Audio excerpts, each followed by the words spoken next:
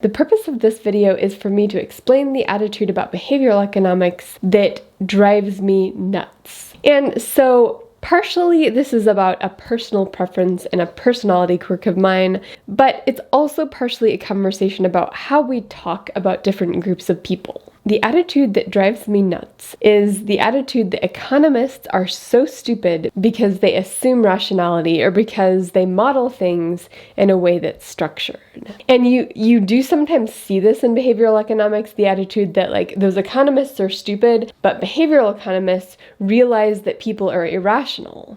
And first of all, I don't think that's true about economists. I am going to make a case for that.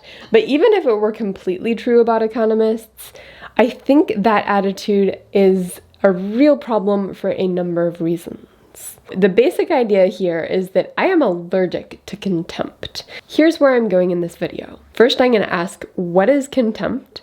Then, why am I allergic to it? Then, is contempt warranted when talking about economists? And then I'm going to talk about how do you talk negatively about groups of people without showing contempt? What are some actual practical approaches to doing that in conversation?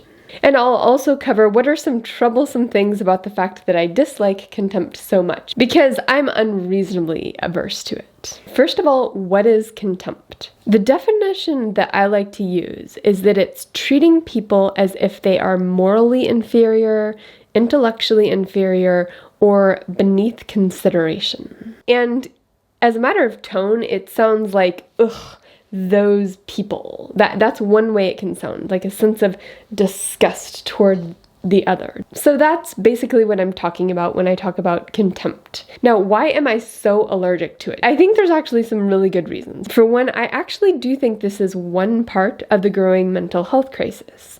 And I think there's a bit of a feedback loop that when you treat other groups with contempt, there's something about doing that seems to boomerang back on you. I don't know if I can explain why that is, but I do think it's the case. And I think contempt can become a habit without our awareness. Eventually, it doesn't even feel like we're being contemptuous because it's just such a pattern. Now, why do I think it's important for college classrooms to avoid contempt whenever possible?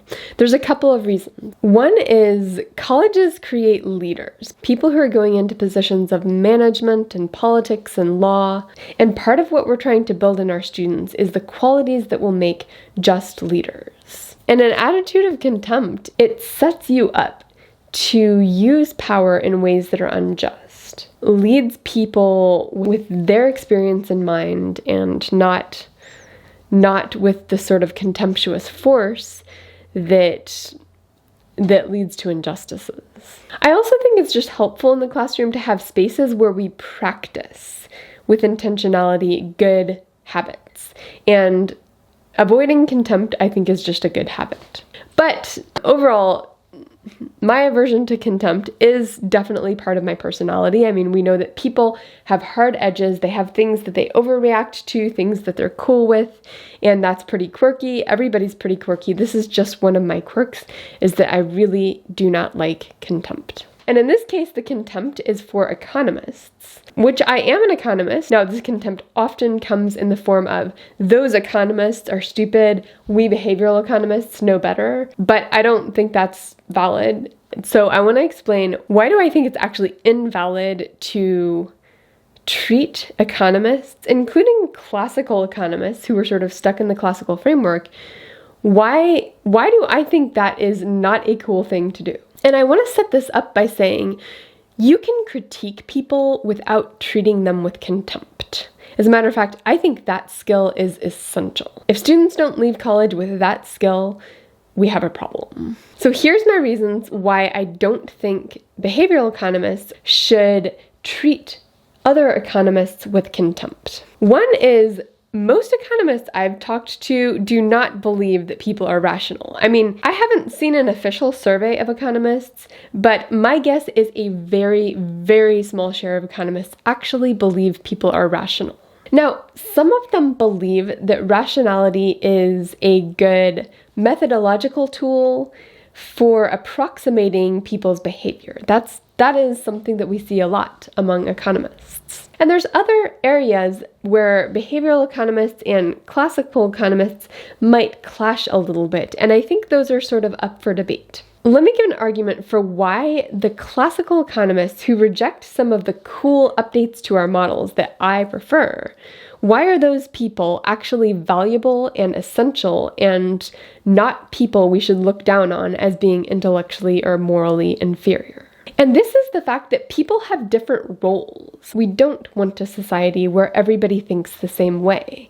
We need people who are super structured thinkers, and then we need people who are like narrative, squishy thinkers, and then we need people who are creative thinkers. There's lots of different types of thinkers in the world, and problems that are complex generally work best when we have a bunch of different types of thinkers in the room. And when I look at behavioral economists versus sociologists versus rhetoricians versus scholars of the law, all these areas, they complement each other well, and fighting over which lens to see the world is actually not useful, because when you start to look at one of those other lenses with contempt, you're gonna dismiss that person in the room. That's the natural result of contempt. When you look down on someone, you end up dismissing their perspective as being invalid.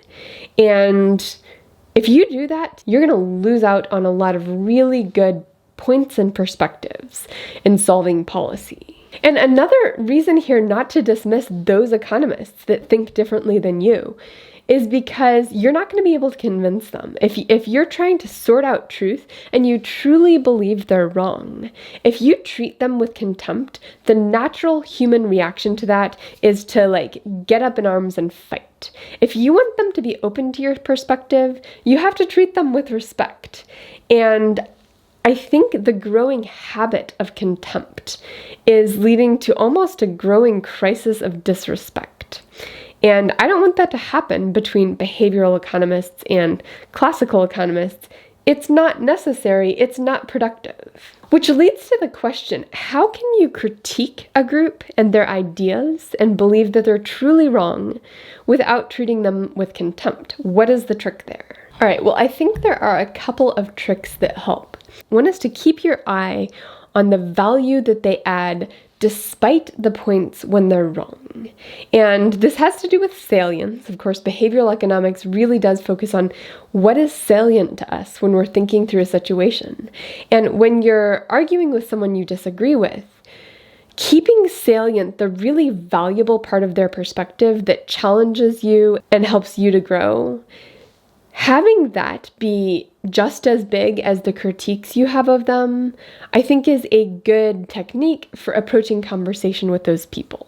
There's also the general value for diversity of perspective that you can cultivate in yourself. You can kind of cherish the moments when you're interacting with someone who's different than you, when they open your eyes to something new. And when you cherish those moments, they become salient, and you start to look forward to interacting with people with different experiences and different thought processes, because the growth you get from interacting with those people is so delicious. Another thing you can do is to question where you're getting your facts. So if you think economists are stupid and behavioral economists are right, other economists are stupid, are you getting that from a group of 20-year-olds who are encountering economic ideas for the first time? Because part of the journey of learning is to get the basics first. And when I teach economics, I have to teach the basics first. I can't teach all the complexity, because if you don't have the solid foundations of the basics, you're not going to have a good understanding of the complexity there. And when I teach it, I love the basics. They're missing parts, I believe. But if you don't understand the joy of interacting with the basic tools, then a lot of stuff is going to get lost as you try to move through your journey of learning. So if your view of economics is what 20-year-olds think when they first encounter microeconomic theory, viewing those people as being on a journey and just loving their moment in the journey, I think is the right view. I mean, we're all on journeys. I've been a professor for 10 years and I'm still on a journey. So treating any one of those people with contempt is just not appropriate. Another tool for critiquing people without throwing contempt at them is humility. And I think humility is a complicated concept. One definition of humility that I've heard that works in some cases and maybe not quite in this case is humility is not thinking less of yourself, it's thinking of yourself less. So humility doesn't mean like you put other people's ideas above yours, of course not. But I do think it does mean something along the lines of spending less time trying to place yourself in the hierarchy above people or below people. If your focus is who am I above and who am I below, that does something to your character that makes you a less constructive colleague. That really is a good approach to contempt. It's sort of like we're equals. Like everyone in the conversation is equal, and that might mean that your ideas are right and their ideas are wrong in this certain realm, but they probably have other ideas that you haven't dug far enough to uncover that would challenge you in a way that would cause you to grow. And that means they have stuff you don't, you have stuff they don't, and you're really just coming together to try to sort that out without getting hung up on who's better. So with contempt, I do think tone plays a big role. Like the tone of, those people is, in my view, the classic contemptuous tone. But tone is also a really complex thing, especially since different cultures have different ways of expressing contempt. So when people express contempt, it bothers me. I react really negatively to it. But at the same time, I try not to get too hung up on contempt. I let people have contempt in conversations with them just because I want to hear the critiques they have. I know that I may be misreading what they're saying or misreading their attitude or perspective because people are different, their backgrounds are different from mine. And it's actually really hard to interact with people who have really different perspectives as yourself. And to enter into that messy business, I kind of have to be okay with there's going to be some things in the conversation that sound like contempt or that get my heckles up.